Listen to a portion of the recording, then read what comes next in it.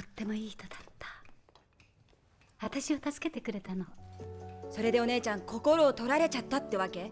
In Howl's moving castle, Howl is a contradiction with a pretty face. He is a wizard of almost legendary fame. People talk about him as if he were half savior, half danger, a guy about whom stories, exaggerations, and rumors are told.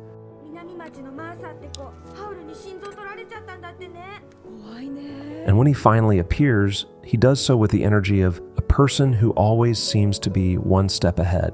Elegant, charismatic, unpredictable. But what's interesting isn't what he can do with magic. What's interesting is how he moves through the world. Because Howl doesn't fail because of a lack of power. He fails when he loses control. When the story gets serious, when war looms, when someone really looks at him, that's when you realize that his charm isn't just charm, it's a defense. So this video starts right there, not with the magic, but with the mask, and with what happens when it no longer works for him. But before we begin, there is a visual detail that the film uses as a barometer for all of this. Howl's hair. It starts out blonde, a chosen color, almost like a showcase. Then it turns orange due to a dye failure, and he collapses. And then it ends up its natural color, black. This works as a return, also symbolic. Less facade, more truth, more closeness to the Howl that exists before the myth. The scene from the past reinforces this. I don't read it as three different Howls. I read it as three states of the same Howl. Blonde is the character who is presented, orange is control failing, and black is the closest we see him without emotional makeup. With that in mind, let's get into the video.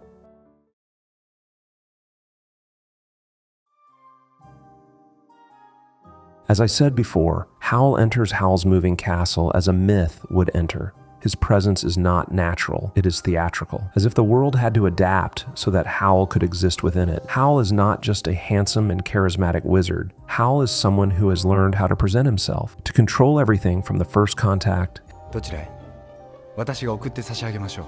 His posture, his voice, his rhythm, his almost exaggerated elegance, everything sounds like a person who doesn't allow himself to be normal. And if you look at it coldly, what he does is not so different from what anyone who lives off their image does. He builds a version of himself that works. It works to make people like him. It works to diffuse tensions. It works to be desirable. And above all, it works so that no one ever sees what's underneath, because Howl is constantly doing one thing, directing the scene. 貸しなさい。あとベーコン2切れに卵6個ちょうだい。 He doesn't let the world find him. He puts himself at the center, sets the tone, decides whether this is going to be charming, funny, mysterious, or dramatic. And the worst part is that you, as a spectator, also get caught up in the game. You get along with him. He impresses you, because Howl is the kind of person who makes you feel like being around him is like living in a movie. 私、夢見てるみたいなの。 But when the mask cracks, the other Howl appears, the one you don't see in the myths. Howl feels too much, or at least he expresses too much. When something affects him, he turns it into drama.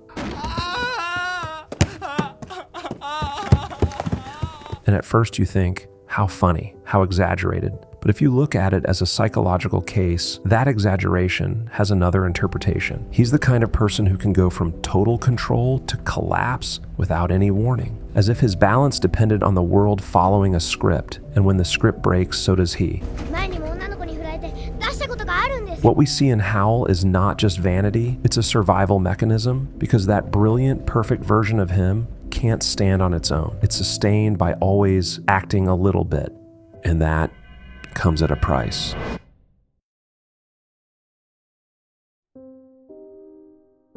When someone lives from behind a mask, they're not exactly lying. They're acting out a functional version of themselves, a version that protects them, gives them control, and allows them to exist without feeling the direct blow of reality.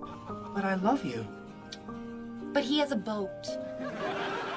Howl doesn't wear the mask to impress people. That's superficial. Howl wears the mask so he doesn't remain exposed, because his charm is a tool for emotional control. If he turns every interaction into a scene where he sets the pace, then no one catches him being weak, no one sees him needing, no one touches what makes him vulnerable, and above all, no one forces him to define himself.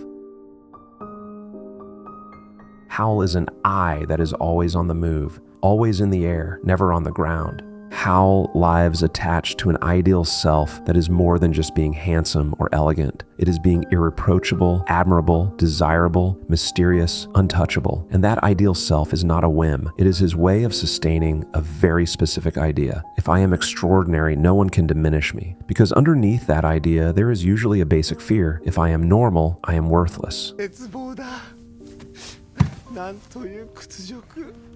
That's why in Howl, beauty and charisma are not accessories. They are proof. Proof that he is still someone. Proof that he has not fallen apart. And the film does this intelligently because it seduces you with that mask. You also want to believe that Howl is that myth because it's nice to look at someone who seems to have everything under control in an ugly world. Howl is a beautiful place, but psychologically, living like this has a very specific consequence. When you live as a character, you're constantly thinking about how you're seen, what image you project, how much control you have over the scene, even when there's no audience.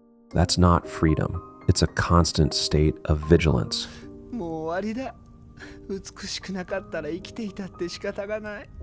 And here comes something very important to understand. The mask isn't just worn outwardly, it's also worn inwardly. Howl doesn't just try to make the world believe it, sometimes he tries to convince himself, because if he believes that flawless version, he doesn't have to look at the other side, the human, the ugly, and the vulnerable. And that's why he changes settings, names, doors, routines. His way of surviving is not to stay still. If nothing is stable, nothing forces him to face himself. ハウルって一体いくつ名前があるの？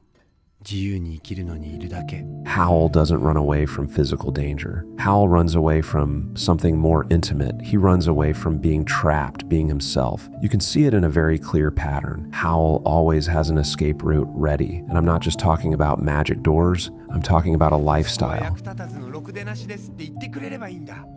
マダムサリマンも諦めてくれるかもしれない。 Avoidance works like this. It gives you immediate relief, but it robs you of your future. And every time you need to escape faster for smaller things. 小屋へ行ったらハウルがどこかへ行っちゃうような気がするの。 That's why Howl lives the way he does, always on the move, always with a flexible identity, always with a life that seems exciting, but also impossible to sustain. That's why Howl doesn't build a home, he builds a mobile shelter. Because a home implies permanence. It implies staying even when you're not brilliant. A mobile shelter is for someone who lives waiting for the moment to run away. さて、今日は忙しいぞ。引っ越しだ。引っ越し？よかった。 But anyway, I'll talk about the meaning of the castle later. 何かしら？空襲警報だね。 The problem with living on the run is that sooner or later, something comes along that you can't avoid with a door. And in this story, that something has a name. War. ジェンキンス殿はご在宅か。魔法使いペンドラゴン氏のお住まいはこちらか。いかにも。ペンドラゴン氏には必ず宮殿へ参上されるようお伝え願いたい。War here is not just an epic backdrop. It's a psychological force, a pressure that pushes you to become something you don't want to be. It's not the typical fear of, they might kill me. It's something deeper. What if I have to become a monster to survive? What if what the world asks me to do breaks me inside? It's a kind of moral anxiety. ひどい戦争だ。南の海から北の国境まで火の海だった。 Which is why Howl becomes a kind of monster whenever he is in the context of war to symbolize the dehumanization that participating in war can cause. Howl doesn't fight for glory. Howl is a valuable resource in the hands of a system. And when your identity becomes a resource, they dehumanize you. You stop being Howl and become the useful thing. And that's the terror. War doesn't just threaten his life, it threatens his humanity. That's why his rejection of war isn't simple pacifism. It is a human mixture of fear, ethics, rejection, and panic at crossing a point of no return. Because Howl feels that there is a line that, if you cross it, there is no turning back. 自由に生きたいだけ。ハウルは来ません。魔王にもなりません。 And the film shows this visually. The more he gets into that logic of war, the more he becomes an animal, the more he loses control, the more his self dissolves. And here comes a deeper fear. It is not the fear of dying, but the fear of continuing to live as someone unrecognizable. And worse, discovering that you could get used to it. What if it becomes easy for me? What if one day it doesn't hurt anymore? That is moral anxiety. That is why it is constantly mentioned that Howl may remain in monster form forever. あんまり飛ぶと戻れなくなるぜ。 And so Howl is caught in an impossible dilemma. If he participates, he dehumanizes himself. If he doesn't participate, they chase him. Howl's greatest fear is not losing his life, it's losing himself. ハウルが魔王になるってこと？そうなの？ And then Sophie appears and does something very strange. She doesn't admire him. She sees him.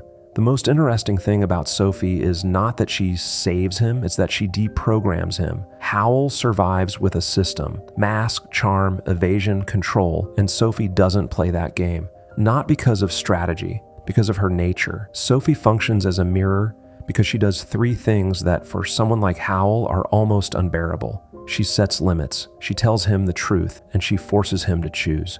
I'll explain these three a little. Let's start with the boundaries. Howl is used to directing the scene. Sophie doesn't respond to him like the others do. If he exaggerates, she's not dazzled. She cuts him off. If he plays the victim, she doesn't idolize him. She confronts him. If he tries to float, she brings him down to earth. And that, although it may seem harsh, is already a way of teaching him that he doesn't always need to be in control. はてね。死んじゃったかな。大丈夫よ。感触で死んだ人はいないわ。 Now let's move on to the truth. Howl's mask works as long as people buy it. Sophie begins to see the mechanism, and the important thing is not that she sees it. The important thing is that when she sees it, she doesn't despise it. そりゃ私さ。こんな汚いうちはどこにもないからね。 For the first time, someone approaches him without demanding that he be flawless, and that's not just love. That breaks the mask. And finally, it forces him to choose. Howl has lived his life avoiding choices because choosing means losing control. But Sophie, with her way of being, confronts him with the dilemma he has been avoiding throughout the film. Are you going to keep running away, or are you going to stay? Are you going to continue protecting yourself with masks, or are you going to tolerate vulnerability? もうハウルなんか好きにすればいい。私なんか美しかったことなんか一度もないわ。 Sophie doesn't give him a speech. She takes away his refuge. And when you take away the refuge of someone who is avoidant, two things happen. Either they disappear or they learn to endure the discomfort. Howl begins to learn the latter.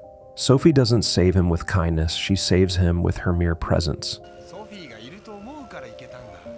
あんな怖い人のところへ一人で行けるもんか。おかげで助かった。 This is where we enter a more symbolic part of the film. The castle is not a home. It is his mind on the outside. It is patched up, incoherent, built from pieces that should not fit together. And yet it moves, it endures, it breathes. It is not designed for rest. It is designed to perform. And now I will explain. When a person lives from avoidance, they don't build a solid life.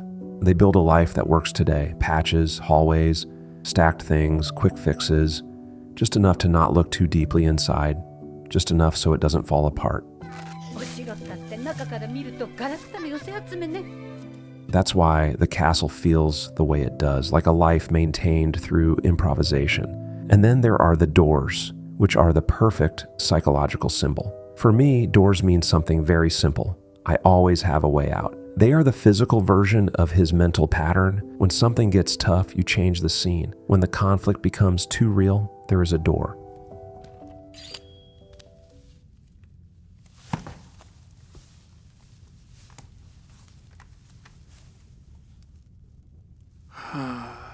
And then the exception appears, the black door. Because the black door is not just another place, it is the place where you see the cost. There is no clean escape there. There is no glamour. There is no control. There, the fantasy of, I can always get out of here, is shattered. And that's why Howl comes back devastated, because that's the part of his life he can't control so much, where he can't close the door and smile.